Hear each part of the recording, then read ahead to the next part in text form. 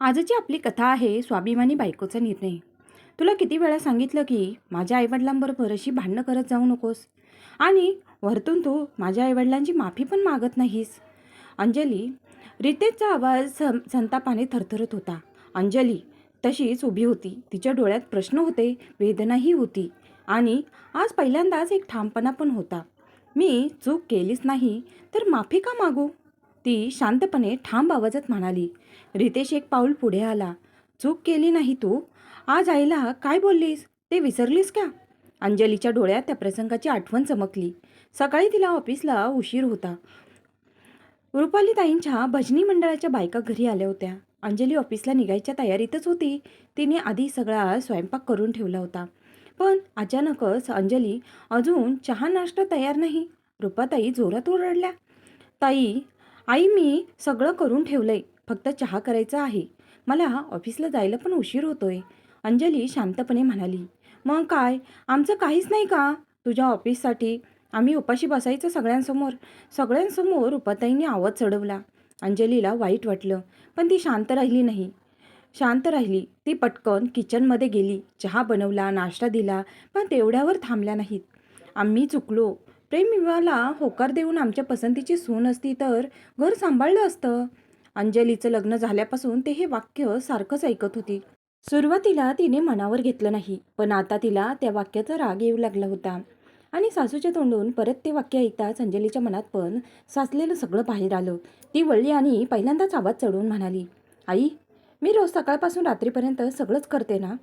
Office सांभाळते, घर सांभाळते, तरी तुम्हाला मी चुकीचेच वाटते. माझ्याबद्दल तुम्ही कधीही चांगलं बोलत नाहीत.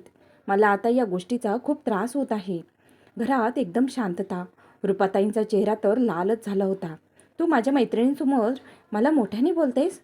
अंजली काही न बोलता ऑफिसला निघून जाते. रुपाताईंना हा अपमान सहन झाला नाही. वर्तमानात परत रितेश अजूनही रागातच होता. तू आईला सगळ्यांसमोर उत्तर दिलंस, त्यांचा अपमान केलास. मी अपमान नाही केला, फक्त सत्य बोलले. मला खूप त्रास होत आहे. अंजली म्हणाली. माझ्यासाठी तोच अपमान आहे. रितेश जोरात म्हणाला. तू माफी माग आणि विषय संपून टाक. रितेशचं बोलणं ऐकून अंजलीचं मन तुटतं. रितेश, ती हळूच म्हणाली. तुला खरंच वाटतं की मी चुकीचे आहे? रितेश काही क्षण शांत राहिला, पण मग म्हणाला. आई बाबा चुकीचे असूच शकत नाही. त्या एका वाक्याने अंजलीचं मन तुटतं. तिच्यासमोर भूतकाळ धावू लागतो. अंजली, मी नेहमी तुझ्यासोबत उभा राहीन. रितेशने एकदा तिचा हात धरून म्हटलं होतं. आज तोच माणूस तिच्या विरुद्ध उभा होता. सकाळपासून काम, ऑफिसचा ताण, घरी टोमणे, माहेरचा अपमान आणि तरी ती सगळं सहन करत होती. कारण ती रितेशवर मनापासून जीवापाड प्रेम करत होती. 2 दिवस अंजली कोणाशीही बोलली नाही आणि घरातही कोणीही तिच्याशी बोलायचा प्रयत्नही केला नाही. एके दिवशी अंजली ऑफिसवरून घरी परत येते. रुपाताईंचा आवाज. अंजली, खरं सांग, माझे पैसे कुठे ठेवलेस? अंजली थबकते. काय? मनोजराव म्हणतात, कपाटातले पैसे गायब झालेत.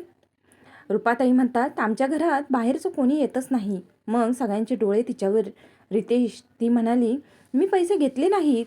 तुला वाटतं मी असं करेन? रितेशचा चेहरा कठोर झाला.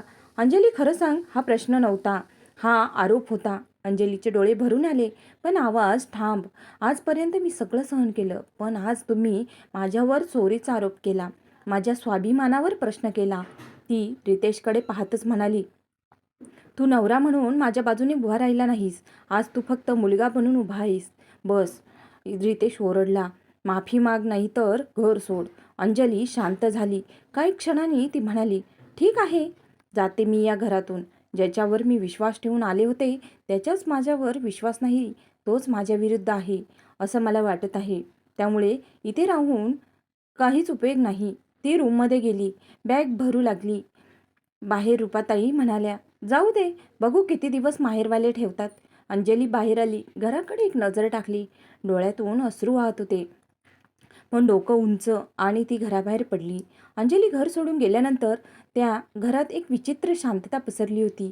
ज्या घरात रोज अंजलीचा आवाज, तिची पावलं, तिचं हसणं ऐकू यायचं, तिथे आता फक्त शांतता होती. जाऊ दे, जास्त दिवस टिकणार नाही ती बाहेर. रुपाताई अजूनही तिरस्कारानेच म्हणाल्या. रितेश काही बोलला नाही, पण त्याच्या मनात एक वेगळाच गोंधळ सुरू झाला होता. मनोजराव मात्र शांत होते. त्यांच्या मनात कुठेतरी शंका निर्माण झाली होती. अंजली खरंच असं करू शकते का? अंजली तिच्या मैत्रिणीकडे काही दिवस राहिली. नंतर तिने एक छोटंसं भाड्याचं घर घेतलं. पहिल्या रात्री ती एकटीच बसली होती. हातात चहा, डोळ्यात आठवणी. ती स्वतःशीच म्हणाली, मी एवढी वाईट आहे का? ही कोणी माझ्यावर विश्वास ठेवत नाही. मी खरंच चुकीची होते का? तिच्या डोळ्यातून अश्रू वाहू लागले. पण पुढच्या क्षणी तिने स्वतःला सावरलं नाही. मी चुकीची नाही. मी चुकीची नव्हते. मी फक्त माझ्यासाठी उभी राहिले. दुसऱ्या दिवशीपासून मी नियमित ऑफिसला जाऊ लागली. स्वतःचं घर स्वतः सांभाळू लागली. स्वतःवर लक्ष देऊ लागली. हळूहळू ती सावरत होती. रुपाताई अजूनही नेहमीसारखंच वागत होत्या. पण फरक इतकाच होता, सगळी कामं त्यांनाच करावी लागत होती. मिताली, जरा चहा कर, त्या ओरडल्या. आई, मला वेळ नाही. मी बाहेर जाते. मिताली पटकन म्हणाली, सतत बाहेरच असते. घरात काही काम नाही का? अंजली होती ना आधी, तिला सांगायचं होतं हे ऐकून. रुपाताई काही क्षण शांत राहिल्या. वेळेवर चहा नाही, घर आवरलेलं नाही, कोणी विचारपूस करणारा नाही. अंजली नसल्याची जाणीव सगळ्यांनाच होऊ लागली होती. पण अहंकार अजूनही जिवंत होता. एक दिवस मनोजराव कपाट उघडत होते. त्यांना काही कागद शोधायचे होते. तेवढ्यात मितालीची बॅग खाली पडली आणि त्यातून काही नोटा खाली सांडल्या. मनोजराव थबकले आणि त्या नोटा उचलल्या. त्या नोटांवर त्यांनी स्वतः केलेली मार्किंग होती. मिताली, त्यांनी जोरात आवाज दिला. मिताली घाबरत आली. काय बाबा, हे पैसे कुठून आले? मिताली थबकली. मी सांग. हेच पैसे आहेत जे कपाटातून गायब झाले होते. मितालीच्या डोळ्यात भीती होती. ती हळू आवाजात म्हणाली, आईने दिले होते. काय? मनोजराव ओरडले. तेवढ्यात रुपाताईही बाहेर आल्या. काय झालं मनोजराव? संतापाने म्हणाले. हे पैसे तू मितालीला दिलेस? रुपाताई घाबरल्या. हो म्हणजे? मग तू खोटं का बोललीस? आणि अंजलीवर आरोप का केला? मिताली रडायलाच लागली.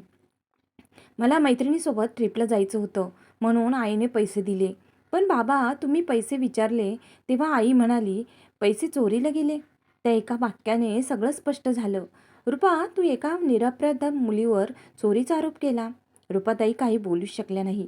रितेश सगळं ऐकत होता. त्याच्या डोळ्यासमोर सगळे प्रसंग फिरू लागले.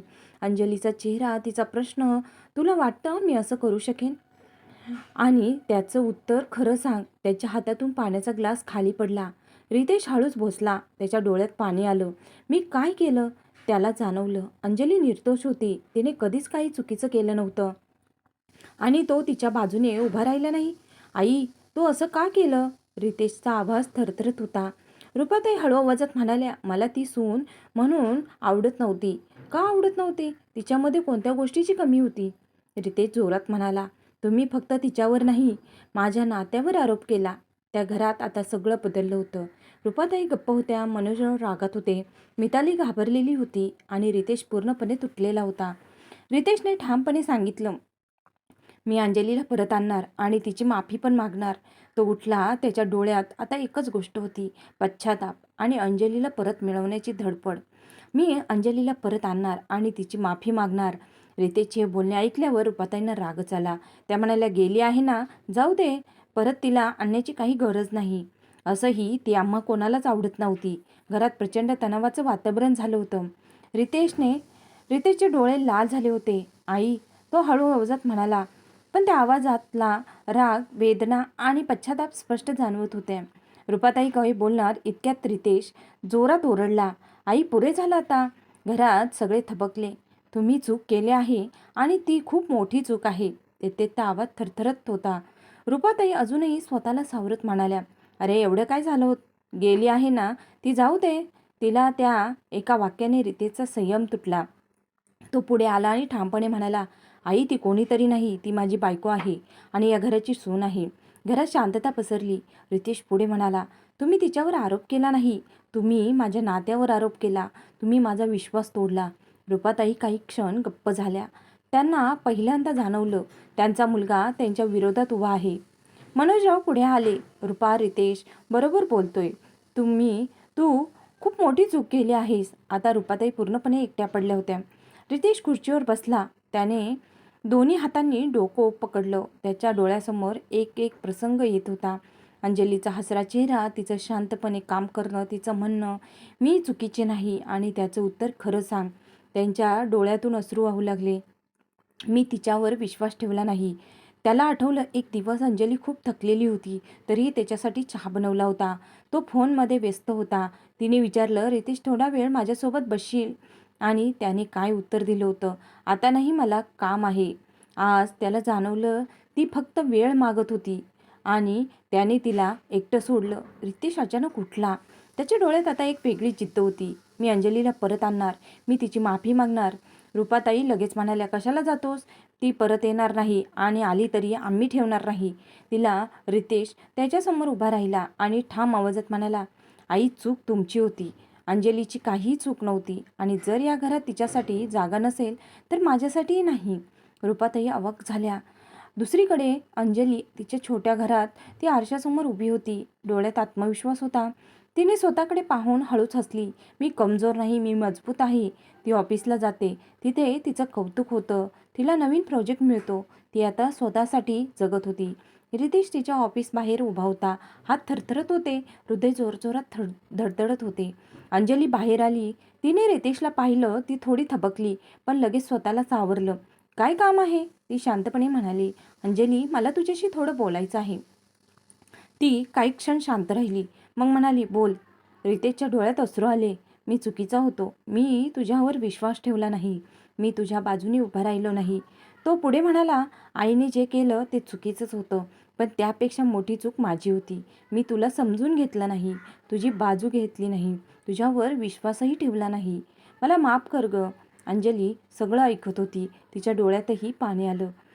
पण ती रडली नाही. ती हळू आवाजात म्हणाली, "रितेश, चूक फक्त एवढी नव्हती की तू माझ्यावर विश्वास ठेवला नाहीस. चूक ही होती की तू मला एकटं सोडलंस." रितेश काही बोलू शकला नाही. अंजली पुढे म्हणाली, "मी या घरासाठी सगळं केलं, पण जेव्हा मला तुझी गरज होती तेव्हा तू नव्हतास." रितेश हळू आवाजातच म्हणाला, "अंजली परत येणार. आपलं सगळं पुन्हा सुरू करू." अंजली काही क्षण शांत राहिली.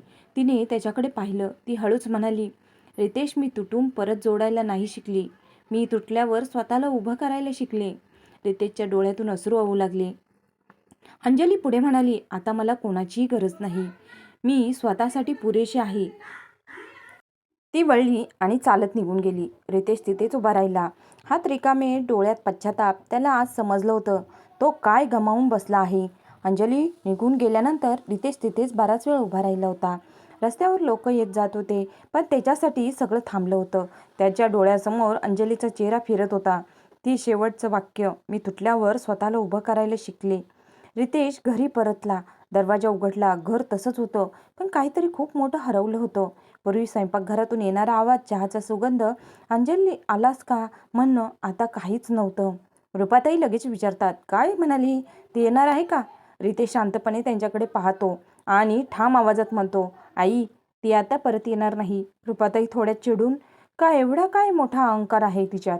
रितेशच्या डोळ्यात राग चमकतो. "अहंकार नाही आई, तो तिचा स्वाभिमान आहे." घरात पुन्हा एकदा शांतता पसरते. त्या रात्री रुपाताई झोपायचा प्रयत्न करत होत्या, पण झोप येत नव्हती. त्यांनाही ही अंजलीची कमतरता जाणवू लागली होती. त्या उठल्या आणि हळूहळू स्वयंपाकघरात गेल्या.